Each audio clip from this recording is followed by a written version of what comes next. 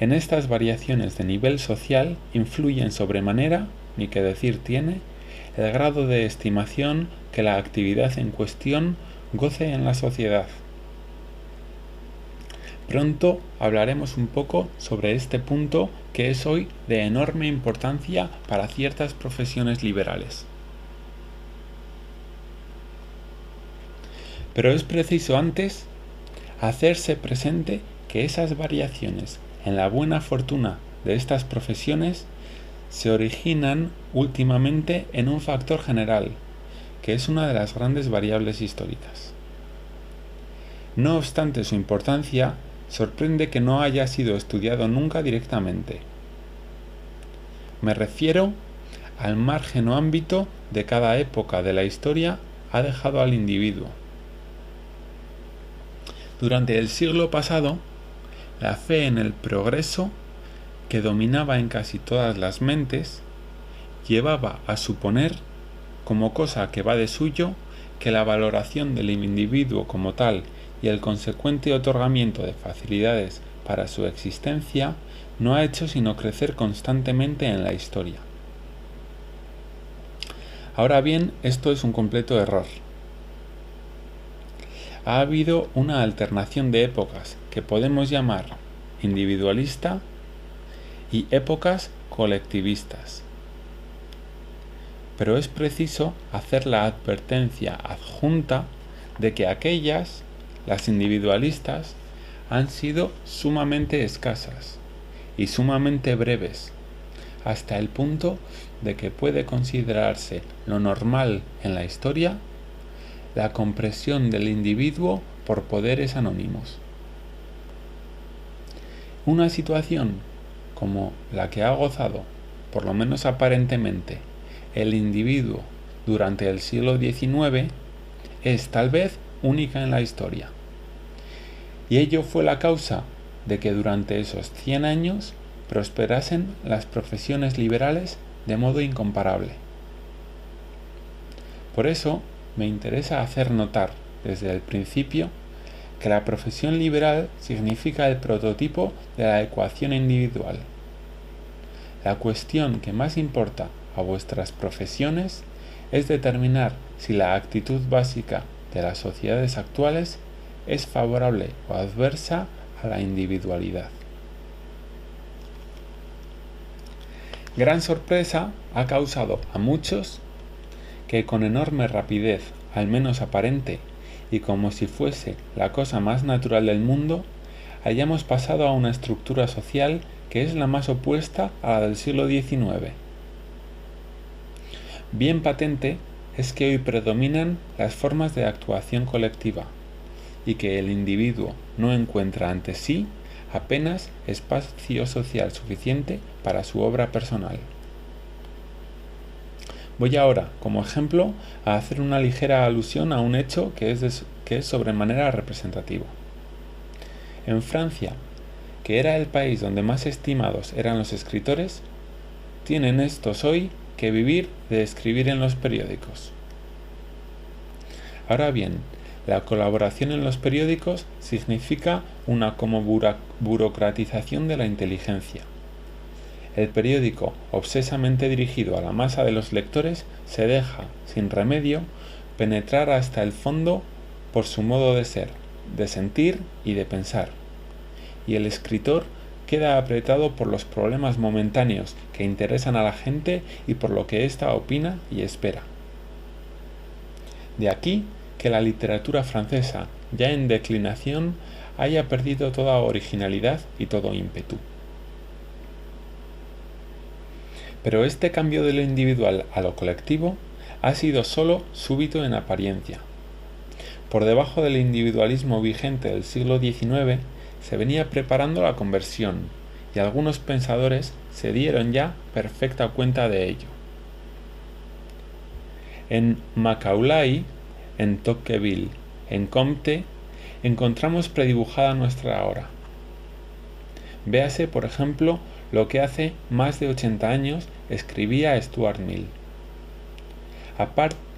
Escribía, aparte las doctrinas particulares de pensadores individuales, existe en el mundo una fuerte y creciente inclinación a extender en forma extrema el poder de la sociedad sobre el individuo, tanto por medio de la fuerza de la opinión como por la legislativa.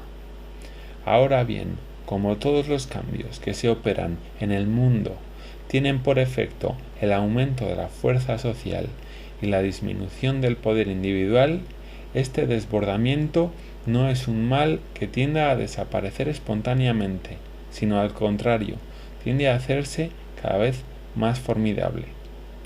Y sigue Stuart Mill. La disposición de los hombres, sea como soberanos, sea como conciudadanos, a imponer a los demás como regla de conducta su opinión y sus gustos, se halla tan enérgicamente sustentada por algunos de los mejores y algunos de los peores sentimientos inherentes a la naturaleza humana, que casi nunca se contiene más que por faltarle poder.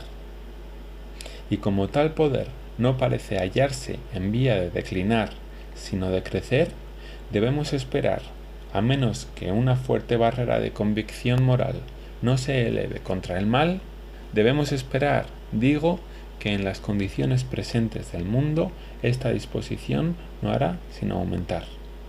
Stuart Mill, La libertad, capítulo 1. Pero lo que más nos interesa en Stuart Mill es su preocupación por la homogeneidad de mala clase que veía crecer en todo Occidente. Esto le hace acogerse a un gran pensamiento emitido por Humboldt en su juventud. Para que lo humano se enriquezca, se consolide y se perfeccione, es necesario, según Humboldt, que exista variedad de situaciones. Dentro de cada nación, y tomando en conjunto las naciones, agrego yo, es preciso que se den circunstancias diferentes. Así, al fallar una, quedan otras posibilidades abiertas. Es insensato poner la vida europea a una sola carta, a un solo tipo de hombre, a una idéntica situación. Evitar esto ha sido el secreto acierto de Europa hasta el día. Y la conciencia de ese secreto es la que, clara o balbuciente, ha movido siempre los labios del perenne liberalismo europeo.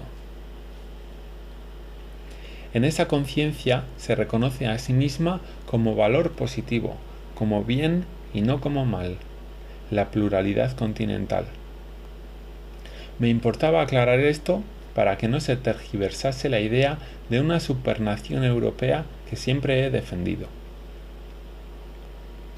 Tal y como vamos, con mengua progresiva de la variedad de situaciones, nos dirigimos en vía recta hacia el Bajo Imperio. También fue aquel un tiempo de masas y de pavorosa homogeneidad.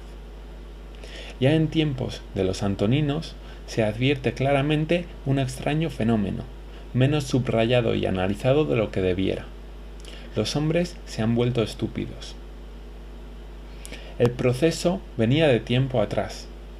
Se ha dicho con alguna razón que el estoico Posidonio, maestro de Cicerón, es el último hombre antiguo capaz de colocarse ante los hechos con la mente porosa y activa, dispuesto a investigarlos. Después de él, las cabezas se obliteran y salvo los alejandrinos no van a hacer más que repetir, estereotipar. Pero el síntoma y documento más terrible de esta forma, a un tiempo homogénea y estúpida, y lo uno por lo otro, que adopta la vida de un cabo a otro del imperio, está donde menos se podía esperar y donde todavía, que yo sepa, nadie lo ha buscado suficientemente: en el idioma. La lengua, que no nos sirve para decir suficientemente lo que cada uno quisiéramos decir, revela en cambio y grita, sin que lo queramos, la condición más arcana de la sociedad que la habla. En la porción no helenizada del pueblo romano, la lengua vigente es la que se ha llamado latín vulgar, matriz de nuestros romances. No se conoce bien este latín vulgar, y en buena parte solo se llega a él por reconstrucciones. Pero lo que se conoce basta y sobra para que nos produzcan espanto dos de sus caracteres. Uno es la increíble simplificación de su mecanismo gramatical en comparación con el latín clásico. La sabrosa complejidad indoeuropea que conserva el lenguaje de las clases superiores quedó suplantada por un habla plebeya de mecanismo muy fácil pero a la vez, o por lo mismo, pesadamente mecánico como material. Gramática balbuciente y perifrástica, de ensayo y rodeo como la infantil. Es, en efecto, una lengua pueril que no permite la fina arista del razonamiento, ni líricos tornasoles. Es una lengua sin luz ni temperatura, sin evidencia y sin calor de alma, una lengua triste, que avanza a tientas. Los vocablos parecen viejas monedas de cobre, mugrientas y sin rotundidad, como hartas de rodar por las tabernas mediterráneas. Qué vidas evacuadas de sí misma, desoladas, condenadas a eterna cotidianidad, se adivinan tras este seco artefacto lingüístico. El otro carácter aterrador del latín vulgar es precisamente su homogeneidad. Los lingüistas, que acaso son, después de los aviadores, los hombres menos dispuestos a asustarse de cosa alguna, no parecen inmutarse ante el hecho de que hablesen lo mismo países tan dispares como Cartago y Galia, Tingitania y Dalmacia, Hispania y Rumanía. Yo, en cambio, que soy bastante tímido, que tiemblo cuando veo cómo el viento fatiga unas cañas, no puedo reprimir ante ese hecho un estremecimiento medular. Me parece sencillamente atroz. Verdad es que trato de representarme cómo era por dentro eso que mirado desde fuera nos aparece tranquilamente como homogeneidad. Procuro descubrir la realidad viviente de que ese hecho es la quieta impronta. Consta, claro está, que había africanismos, hispanismos, galicismos. Pero al constar esto, quiere decirse que el torso de la lengua era común e idéntico, a pesar de las distancias, del escaso intercambio, de la dificultad de comunicaciones y de que no contribuía a fijarlo una literatura. ¿Cómo podían venir a coincidencia el celtíbero y el belga, el vecino de Hipona y el de Lutetia, el mauritano y el dacio, sino en virtud de un achatamiento general, reduciendo la existencia a su base, nulificando sus vidas? El latín vulgar está ahí, en los archivos, como un escalofriante, petrefacto testimonio de que una vez la historia agonizó bajo el imperio homogéneo de la vulgaridad, por haber desaparecido la fértil variedad de situaciones. ¿Puede hoy un hombre de 20 años formarse un proyecto de vida que tenga figura individual y que por tanto necesitaría realizarse mediante sus iniciativas independientes, mediante sus esfuerzos particulares? Al intentar el despliegue de esta imagen en su fantasía, no notará que es, sino imposible, casi improbable, porque no haya a su disposición espacio en que poder alojarla y en que poder moverse según su propio dictamen. Pronto advertirá que su proyecto tropieza con el prójimo, como la vida del prójimo aprieta la suya. El desánimo le llevará, con la facilidad de adaptación propia de su edad, a renunciar no solo a todo acto, sino hasta a todo deseo personal, y buscará la solución opuesta. Imaginará para sí una vida estándar, compuesta de desiderata comunes a todos, y verá que para lograrla tiene que solicitarla o exigirla en colectividad con los demás. De aquí la acción en masa.